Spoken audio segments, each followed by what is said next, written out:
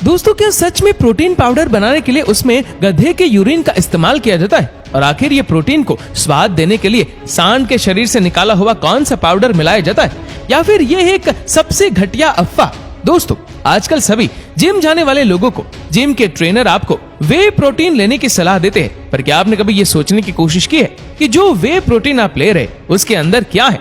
आज की इस वीडियो में हम आपके लिए वे प्रोटीन की पूरी मैन्युफैक्चरिंग प्रोसेस दिखाने जा रहे हैं, तो बने रहिएगा वीडियो के अंत तक।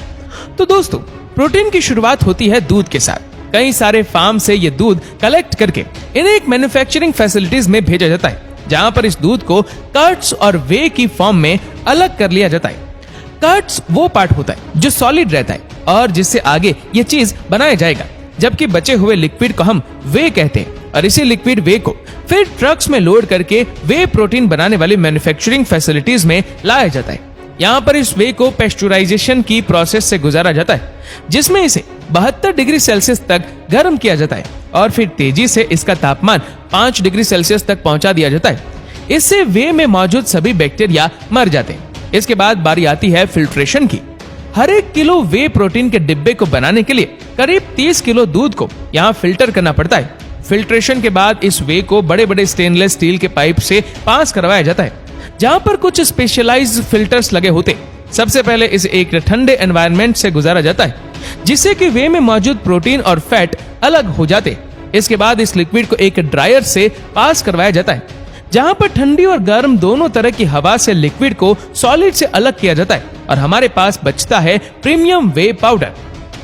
इसके बाद इस पाउडर की जांच लैब में की जाती है और अगर सब कुछ सही निकलता है तो इसे अगले स्टेप के लिए आगे भेज दिया जाता है।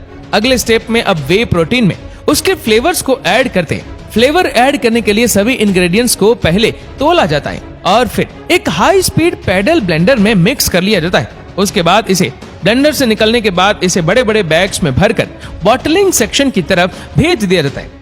दोस्तों, बॉटलिंग सेक्शन में पहले से ही तैयार किए गए इन डिब्बों को लाइन से नीचे लगाया जाता है और सबसे पहले सैनिटाइज किया जाता है।